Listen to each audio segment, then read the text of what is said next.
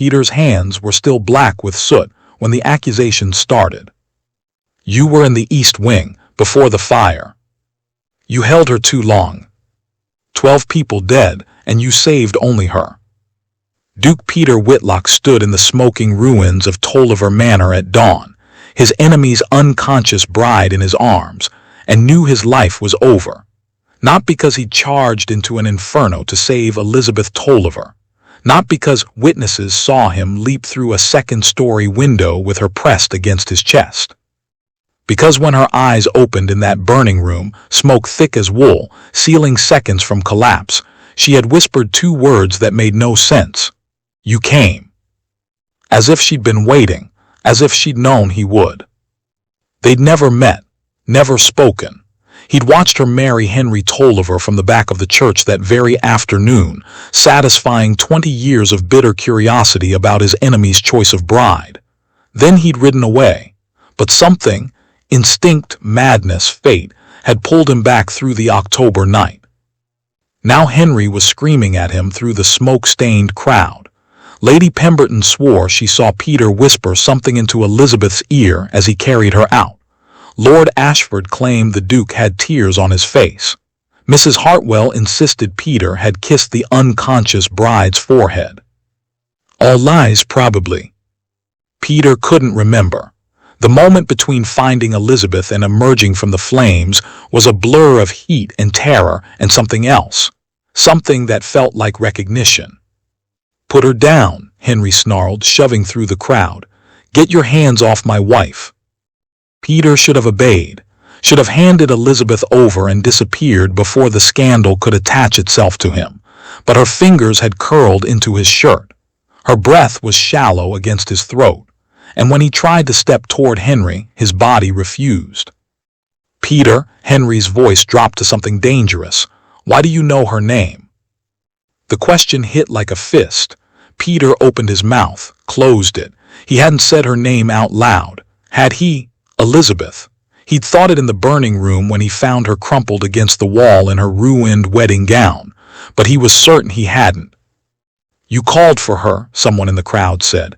"When you went in, you shouted Elizabeth like you knew exactly where she was." The lie landed before Peter could deny it. Henry's face went white. Elizabeth's eyes fluttered open again, unfocused, and this time when she looked at Peter, she said something worse than "you came." She said, "I waited." Then she passed out again, and Peter was left holding his enemy's bride while London's elite watched in hungry silence, and 12 bodies cooled in the wreckage behind them, and somewhere in the ash and ruin was a truth that would destroy them all. Before we continue this story, let's think about these. What drives someone to save the life of their enemy's bride? What secrets lie buried beneath decades of hatred? This story will challenge everything you believe about loyalty, honor, and love, and remind you that some fires cannot be extinguished, only transformed. Let's get in. 3 days after the fire, Henry's message arrived on black-edged paper. "Come to the townhouse. Tonight, alone. If you value your life, tell no one." Peter burned the note immediately. Then he went. The Tolliver London townhouse was dark except for a single light in the study window. No servants answered the door.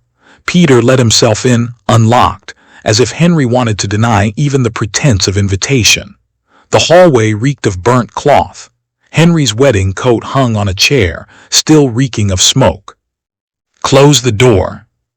Henry sat behind his desk in the dark study, lit only by a single candle. He looked like he'd aged 20 years. His eyes were hollowed out, his cravat missing, his shirt open at the throat. A pistol lay on the desk between them. Peter didn't sit. "If you brought me here to shoot me, get on with it." "I brought you here because my wife won't stop screaming your name." Henry's voice was flat, dead. "Every night since the fire, in her sleep. Peter, Peter, find me, Peter. Tell me, Duke. How does a woman I've courted for 12 years know your Christian name?" The question was a trap. Any answer would be wrong. "The surgeon says she's delirious," Henry continued. "Fever from the smoke, trauma, But I don't think she's delirious, Peter. I think she's remembering. Remembering what? That's what you're going to tell me. Henry stood slowly and Peter saw the tremor in his hands. Because I found something in my brother's papers. James died in the fire, did you know that? Burned alive in the East Wing. And when I went through his effects, I found letters, dozens of them, all from you. Peter's blood turned to ice. Love letters, Henry said softly, written 12 years ago to a Miss Elizabeth Ashworth of Yorkshire, every one of them intercepted before they reached her, every single one kept, hidden, preserved like trophies. He pulled a packet from his desk drawer and threw it at Peter's feet. How long, Peter? How long have you been planning to steal my wife? Peter picked up the letters with numb fingers. His own handwriting stared back at him. My dearest Elizabeth, I count the hours until I can see you again.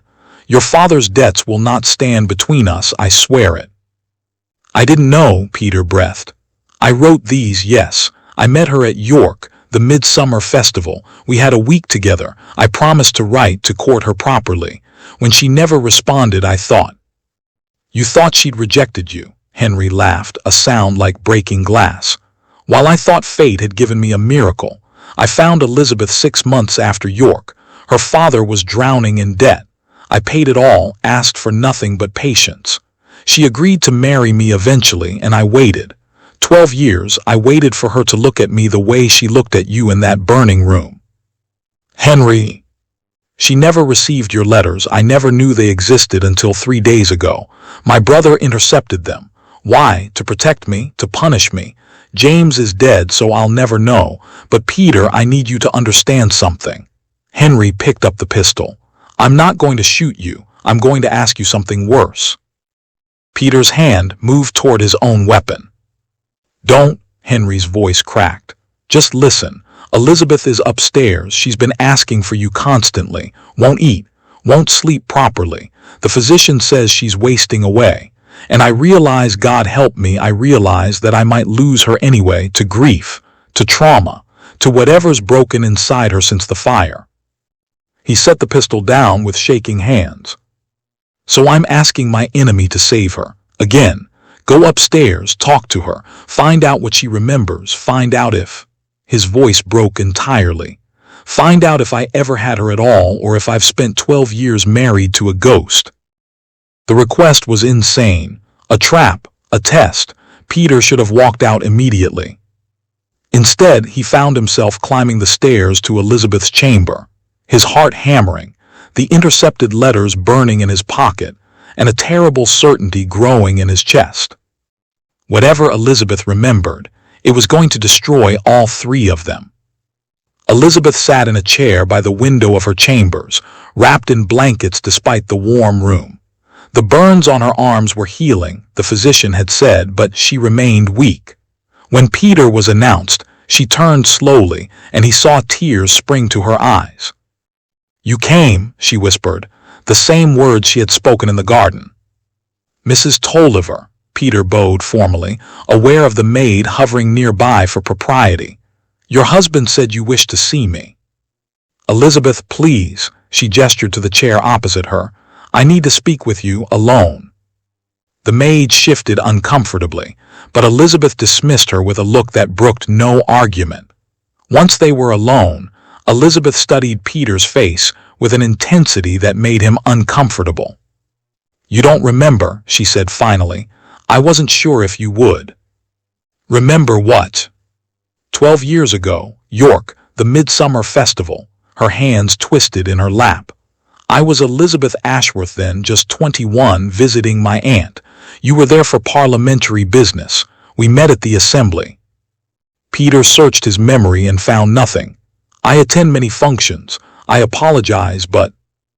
We danced. Her voice was barely audible. 3 times, which was already scandalous. Then we walked in the gardens. You told me about your wife who had died the previous winter. I told you about my father's debts and how I would likely have to marry whoever would take me. We talked until dawn. Fragments began returning. A summer night. A young woman with knowing eyes and an honest laugh. Conversations that felt like coming home. He had been drowning in grief and she had been a light in the darkness. They had met again the next day, and the next. "My God," Peter breathed, "you're—" "Yes." Elizabeth's tears spilled over. "We had 1 week together. You had to return to London. I had to return to my father's estate. You promised to write to ask for my hand properly. I waited. For months I waited. Then my father's debts became impossible, and I had no choice but to accept the first offer of marriage that came. I wrote," Peter said, his mind racing. "A dozen letters. I never received a response. I thought—" He stopped, a terrible suspicion forming. "Who offered for your hand?" "Henry Tolliver." Elizabeth's expression was anguished. "He appeared at my father's estate 6 months after we met, paid all the debts immediately. My father was so grateful. Henry was kind, patient, willing to wait until I was ready. He waited 12 years, Peter, 12 years before pressing for the wedding. I convinced myself that what we had was a dream, that I had imagined the connection." Peter stood abruptly, backing to the window. The pieces were assembling into a horrifying picture. Henry knew. Somehow he knew about us. How could he? The letters, he must have intercepted them. Peter's hands clenched into fists. It's exactly the sort of calculated cruelty he would enjoy, taking something I wanted. But why wait 12 years? "I don't know, but Peter—" Elizabeth rose unsteadily, and he instinctively moved to support her. The moment his hands touched her arms, the same shock of recognition passed between them. "I never stopped thinking about you. Even as I prepared to marry him, I thought about York, about what might have been." "Elizabeth, you're married now, whatever we were." "I know." She stepped back, wrapping her arms around herself. "I know what duty requires, but I had to tell you the truth. I had to know if you felt it too in the fire, that moment when you found me." "I felt it." The admission cost him, "but it changes nothing." "Doesn't it?" Her eyes searched his. "The marriage isn't consummated.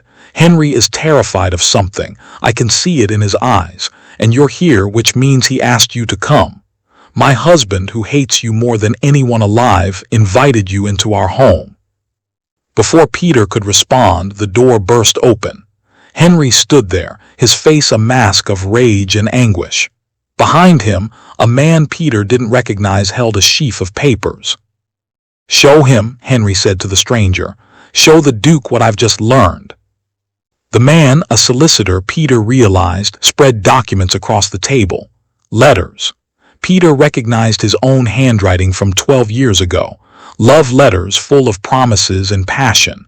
Every word he had written to Elizabeth, never sent. Or rather, sent but intercepted. "I found them this morning," Henry said, his voice dead. "Hidden in my late brother's effects. James managed my correspondence while I traveled on business.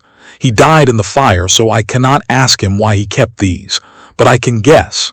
He knew of my interest in Miss Ashworth. He must have thought he was protecting me." Elizabeth had gone white. "You didn't know?"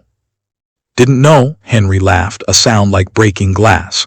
"I saw you at that assembly, Elizabeth. I saw you dancing with the Duke, looking at him like he hung the stars. I left York the next day, convinced I had lost before I had begun. Then I returned home to find you had never received his letters and he had never received yours. I thought it fate. I thought—" His voice broke. "I thought I had been given a chance." The room spun. Peter understood now. "You didn't intercept them. Your brother did, without your knowledge. And you spent 12 years courting her, believing she had chosen to forget me." "While I believed she had chosen to ignore me," Henry finished. "We are all 3 of us victims of James's meddling.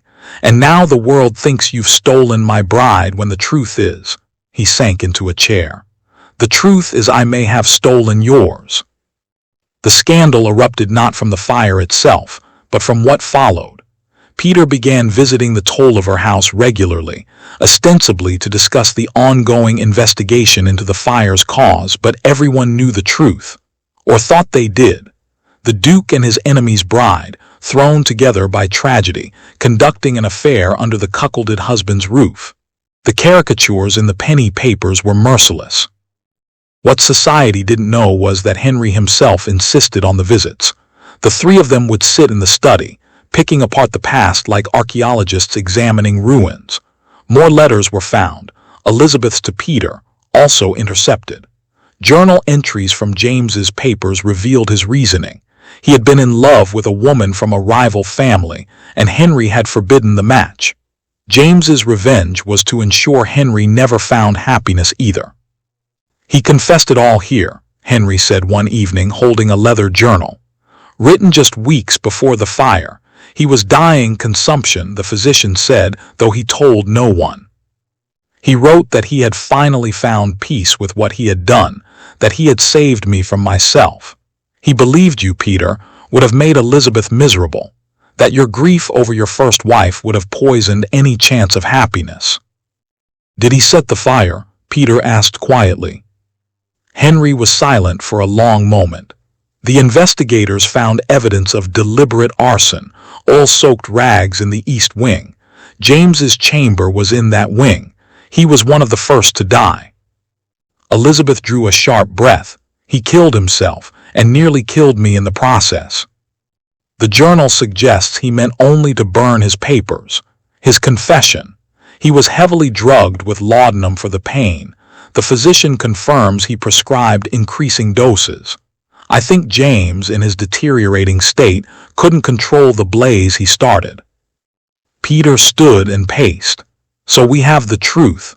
James intercepted our correspondence 12 years ago out of spite.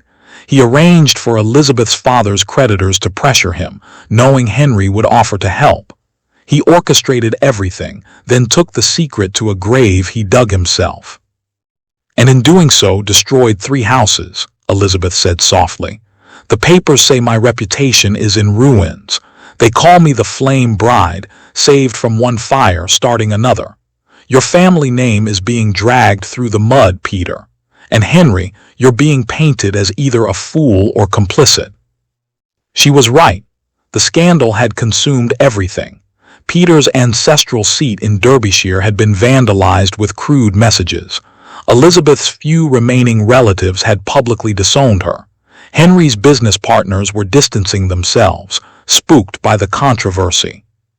We could tell the truth, Peter suggested, not for the first time.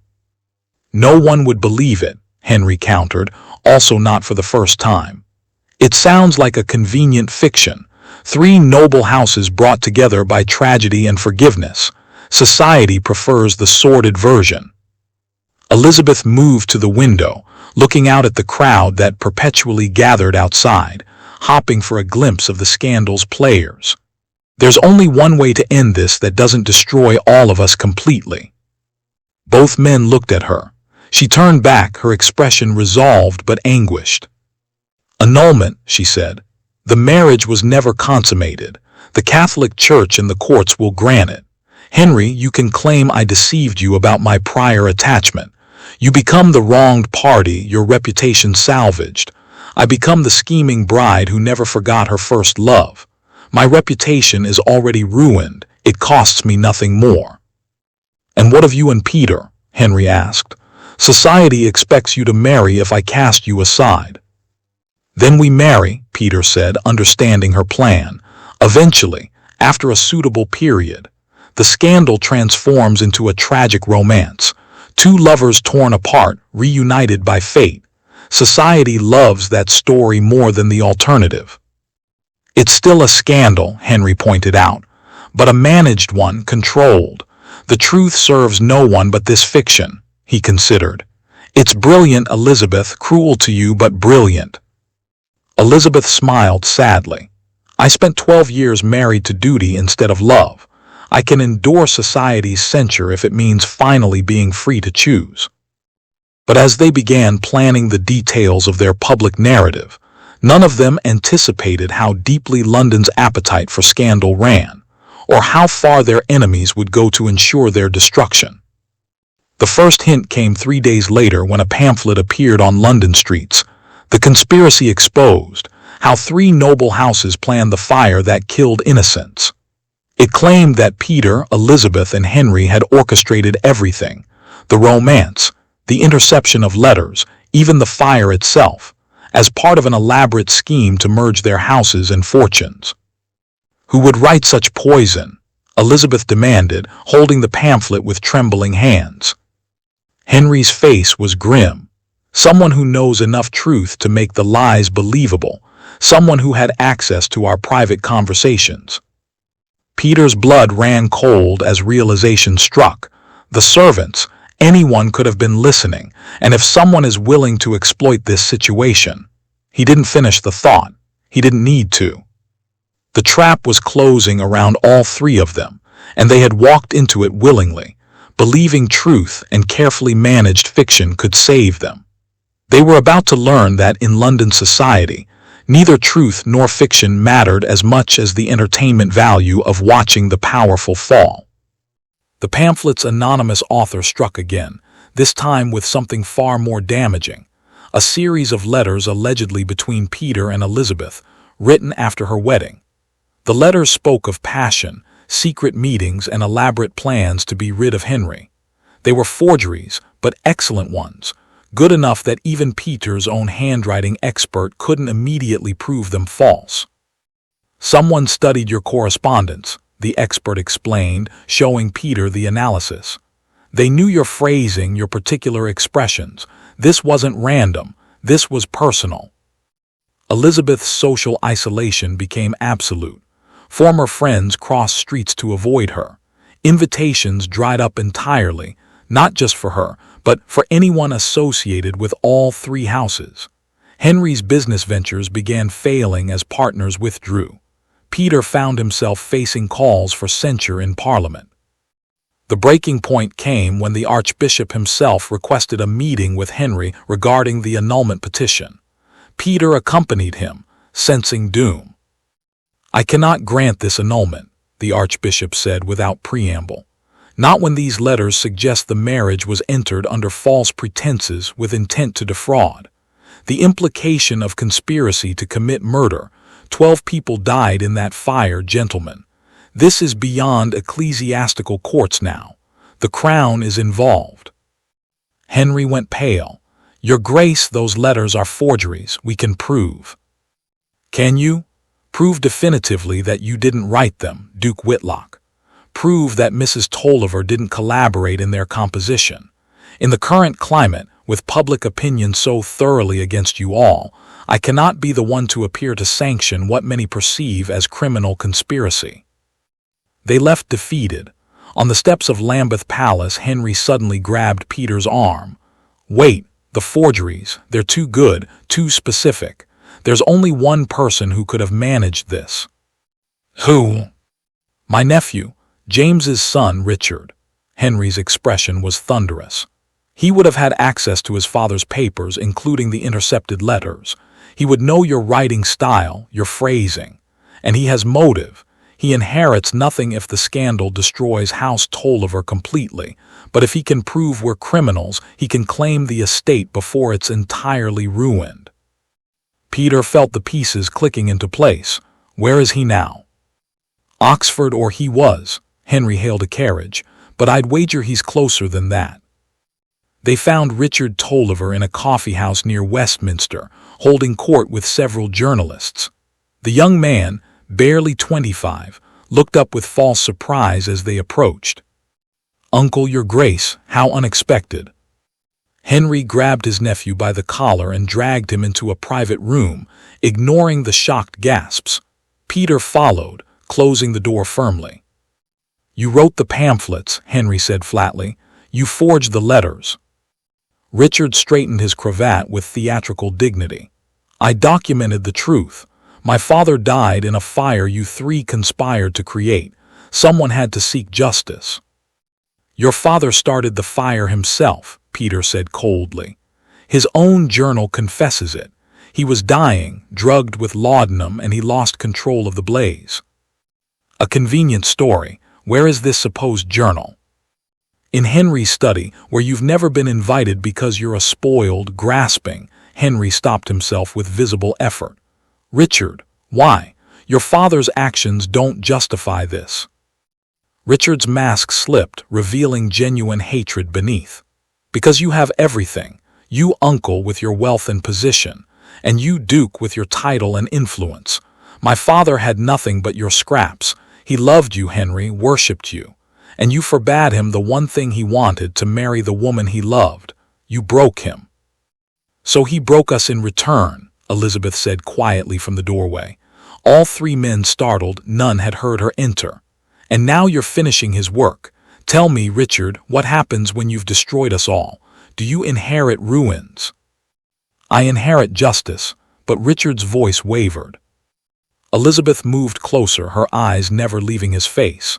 I met your father once, at the engagement ball 12 years ago. He seemed kind. Sad, perhaps, but kind. He told me I looked beautiful, that I would make Henry very happy. Do you think he would want this? His son becoming the very thing Henry was accused of being, vindictive, cruel, willing to destroy lives for pride. Don't you dare speak of him. Tears gleamed in Richard's eyes. You know nothing about what he suffered. I know what I suffered, Elizabeth countered. 12 years married to duty, believing the man I loved had abandoned me. I know what Henry suffered, courting a woman who loved another, believing fate had given him a second chance. I know what Peter suffered, grieving one wife, losing another before he could claim her, living with hatred for an enemy who was as much a victim as he was. We're all victims of your father's pain, Richard. Will you make more victims to honor him, or will you let this end? The room fell silent. Richard's face worked through a series of emotions: anger, grief, shame, uncertainty. Finally, he slumped into a chair. I can't undo what I've done. The pamphlets are everywhere. The forged letters are with the magistrate. Even if I confess, who would believe me? They'd think Uncle Henry paid me off. Peter exchanged glances with Henry and Elizabeth. An idea was forming, reckless and perhaps doomed, but possibly their only chance. Then we give them a better story, Peter said slowly. One so compelling they forget the scandal entirely. You want to do what? Richard stared at them as if they'd gone mad. Expose the conspiracy, Peter repeated. But not the one you invented, the real one. Your father's interception of our letters, his manipulation of events, his death in the fire he accidentally set. We tell all of it. You said society wouldn't believe it, Henry objected. They won't unless we have proof, and a confession. Peter turned to Richard. You will confess to the forgeries and explain why. You'll produce your father's journal. You'll testify to his state of mind, his illness, his drug use. We build a narrative of tragedy, not conspiracy. A dying man's misguided attempt to craft his brother's happiness, gone terribly wrong. Elizabeth picked up the thread. And we three become not conspirators, but victims of circumstances trying to salvage dignity from disaster. The annulment goes forward. Henry is the noble husband who releases me. I'm the woman caught between love and duty. Peter is the man willing to offer me sanctuary despite the scandal. It still requires me to destroy my father's reputation, Richard said. Your father destroyed it himself when he interfered with our lives, Henry said, not unkindly. But Richard, think. This way he becomes a tragic figure instead of a villain. His love for his brother, twisted by pain and illness into something destructive. There's sympathy in that story, understanding. Richard was silent for a long moment. Then, what do I gain? Peter had expected this. The truth is enough, but we're not naive. You'll retain your inheritance. What's left of it after the scandal dies down. We'll support your position socially. And we'll ensure the story emphasizes that you came forward because conscience demanded it, not because we forced you. You're asking me to bet everything on London society's forgiveness. No, Elizabeth corrected. We're asking you to choose what kind of man you'll be. Your father made his choice in grief and pain. You're making yours in clarity. Choose well. The next 3 days were a whirlwind. They enlisted sympathetic journalists, paid for prominent placement in serious papers, and prepared Richard's confession with the precision of generals planning a campaign. They anticipated every question, crafted answers that were truthful yet compelling, and primed their remaining allies to support the narrative. The confession appeared on a Monday morning across multiple papers, accompanied by reproductions of James's journal entries and the forged letters with explicit explanation of how they were created. Richard's testimony was raw and emotional, a young man who had lost his father and lashed out in misplaced grief, only to realize he was perpetuating the very cycle of pain that had destroyed so many lives. Public reaction was not immediate forgiveness, but it was a shift. The tide of opinion began to turn. Perhaps these three noble houses were victims rather than villains. Perhaps the real tragedy was how one man's suffering had rippled outward to destroy so many. The Archbishop quietly indicated the annulment would proceed. Parliament's inquiry into Peter's conduct was suspended. Henry's business partners, sensing the changing winds, began tentative overtures. It was working. But 2 nights after the confession published, Elizabeth disappeared. The note was brief. "I cannot let you sacrifice more for me. Some prices are too high. Forgive me. E." Peter's hands shook as he read it. Where would she go? "She has an aunt in York," Henry said, already calling for his carriage. "The one she stayed with when you first met. It's the only place she might seek refuge." They rode through the night, taking the fastest horses. Peter's mind raced through terrible possibilities. Elizabeth alone on the roads, unprotected. Elizabeth believing herself a burden. Elizabeth giving up entirely. They found her at dawn on a bridge over the River Ouse. She stood at the railing, looking down at the dark water, her cloak whipping in the wind. Peter dismounted before his horse fully stopped and ran to her. "Elizabeth, step back, please." She turned, tears streaming down her face. "I've ruined everything. Your reputation, Henry's house, Richard's future. Everyone would be better if I simply ceased to exist." "That's not true." Peter moved closer slowly, hands raised placatingly. "Nothing is ruined that can't be rebuilt, but we can't rebuild without you. I'm the source of the scandal. Remove me and—" "And nothing," Henry said, arriving beside Peter. "Elizabeth, you are not the source. James's actions were the source. Richard's revenge was the source. You are simply the person who survived it all.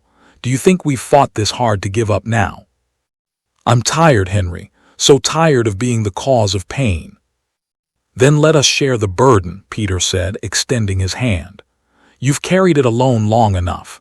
12 years of duty, weeks of scandal. Come back with us. Let us stand together, all three of us, and show London that their judgment means nothing against simple human decency." Elizabeth looked at his hand, then at Henry, then back at the water. For a terrible moment, Peter thought she would refuse. Then slowly, she placed her hand in his and stepped away from the railing. She collapsed into his arms, sobbing. Henry placed a hand on her shoulder, and the three of them stood there as dawn broke over York, 3 people bound by tragedy and circumstance into something that might possibly become redemption. The annulment was granted 6 weeks later with minimal fanfare. Public interest had moved on to fresh scandals, as it always did. Elizabeth retreated to Peter's country estate in Derbyshire to escape lingering attention. Peter remained in London to manage the ongoing restoration of his political reputation. Henry threw himself into salvaging his business empire. They saw each other rarely in those months. The careful distance was deliberate. They had agreed to let society forget before attempting to rebuild their connection. But loneliness weighed heavily on all three. It was Henry who broke first. He appeared at Peter's London townhouse on a rainy November evening, unannounced and clearly having been drinking. "I can't do this," Henry said without preamble. "This pretense that we're strangers again. I've spent 20 years hating you, Peter, 20 years viewing you as my enemy, and now I find you're simply a man, like me, who loved and lost and tried to find meaning in the wreckage." Peter poured them both whiskey. "What are you suggesting?" "Friendship, perhaps that's too much, but something other than this careful avoidance. We 3 went through fire together, literally and figuratively. That binds people. Society won't like it. the wronged husband befriending the man who married his former wife. "I haven't married her yet," Peter corrected, "and I may not." Henry looked up sharply. "What?" "I've been thinking." Peter moved to the window. "Elizabeth agreed to marry me out of necessity, to salvage what remained of the scandal. But does she truly want that? Or is this simply another form of duty, another sacrifice she's making for others' sake?" "Have you asked her?" "I'm afraid of the answer." Henry laughed, but it was gentle. "Peter, you charged into a burning building for her. You've endured months of scandal, political consequences, social ostracism. You fought for her in every way possible except the one that matters most, asking what she wants. Go to Derbyshire, talk to her. And if she chooses you freely without obligation, then marry her with my blessing." "Your blessing?" "She was my wife. Legally, at least. I care about her happiness, strange as that may sound given how we started. If she wants you, I'll stand beside you both and dare society to object. If she wants something else entirely, we'll both help her achieve it." They drank to that strange alliance, two former enemies finding unexpected understanding in shared loss. Peter traveled to Derbyshire the next morning. He found Elizabeth in the estate's library, surrounded by books, looking more at peace than he had ever seen her. The burns on her arms had healed to faint scars. Her dark hair was loose around her shoulders. She looked up as he entered and smiled. Not the careful, social smile she had worn so often, but something genuine and warm. "I wondered when you'd come," she said. "I should have come sooner." "No, I needed time to be alone, to be myself without the weight of others' expectations." She set down her book. "Do you know what I discovered, Peter? I don't actually know who I am. I've been my father's daughter, my aunt's niece, Henry's intended, your lost love, society's scandal. But Elizabeth herself, she's a stranger to me." Peter sat across from her. "Then let's become acquainted. No pressure, no expectations. Just two people getting to know each other." "Is that possible, given our history?" "I don't know, but I think we owe it to ourselves to try. 12 years ago, we had 1 week together. A beautiful week, yes, but just a week. We've built it into something mythical in our minds. What if we're not actually suited? What if the scandal and the drama have obscured the reality that we're essentially strangers?" Elizabeth's eyes glistened with unshed tears. "You're afraid I'll realize you're not the man I remember." "I'm afraid we'll both realize we're chasing a dream that can't survive daylight." Peter leaned forward. "But I want to know, one way or another. So I'm asking, Elizabeth Ashworth, not Tolliver, not the future Duchess of Whitlock, just Elizabeth, will you spend time with me? Let me court you properly. Give us both the chance to fall in love with reality instead of memory." She was quiet for a long moment. Then she rose and moved to sit beside him, taking his hand in both of hers. "Yes," she said simply. "Yes, let's find out who we actually are." 1 year later. The wedding was small by necessity and choice. Elizabeth wore pale blue instead of white. She had been married before, after all, and felt no need for traditional symbols. Peter stood at the altar in his family chapel, Henry beside him as witness, and marveled at the strange path that had led to this moment. The year of courtship had been revelatory. Elizabeth was sharper than he remembered, with a wicked sense of humor and strong opinions on politics. She challenged him constantly, refused to defer to his title, and had opinions on everything from agricultural reform to the proper way to brew tea. She was also kind, thoughtful, and carried scars, both visible and hidden, with quiet dignity. They had fallen in love slowly, carefully, with eyes wide open. Not the desperate passion of York 12 years ago, but something deeper, something built on truth instead of dreams. Henry attended the wedding with genuine happiness on his face. He had rebuilt his business empire and found, to his surprise, that he rather enjoyed being unmarried. "I spent 12 years trying to win a heart that was never mine to claim," he told Peter the night before the ceremony. "Perhaps it's time I found my own." Richard Tolliver stood beside his uncle, reformed and forgiven. The scandal had taught him something about the cost of revenge. He now managed Henry's charitable foundation, putting his considerable intelligence toward helping others rather than destroying them.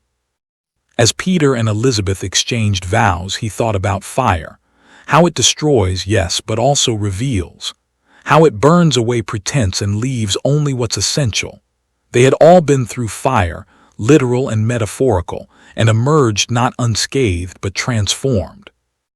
The scandal never entirely faded. There would always be whispers, always be those who believed the worst. But Peter had learned something important. Truth matters less than how you carry it. They had chosen to carry their truth with dignity, honesty, and an unwillingness to be ashamed of survival. That night, as Elizabeth fell asleep in his arms in their Derbyshire estate, Peter understood that some rescues take years to complete. He had pulled her from fire once, but they had rescued each other from something worse, the prison of living half a life, haunted by what might have been. Outside, the first snow of winter began to fall, covering the autumn scars with something clean and new. And that's the end of this story. Thank you for walking through this journey of fire and redemption with us. These characters, flawed, wounded, trying their best in impossible circumstances, remind us that life rarely offers simple choices between right and wrong. More often, we're faced with complex decisions where every option carries a cost. If this story moved you, perhaps it's because you've faced your own fires. Maybe you've lost something precious to miscommunication, or carried the weight of others' judgments, or wondered if it's too late for the second chances you crave. It's not too late. It's never too late to choose truth over comfort, forgiveness over bitterness, hope over resignation. We'd love to hear your thoughts. What resonated with you? Have you experienced your own intercepted letters? Moments where silence or assumption changed the course of your life? Share in the comments below. Your story might be exactly what someone else needs to hear today.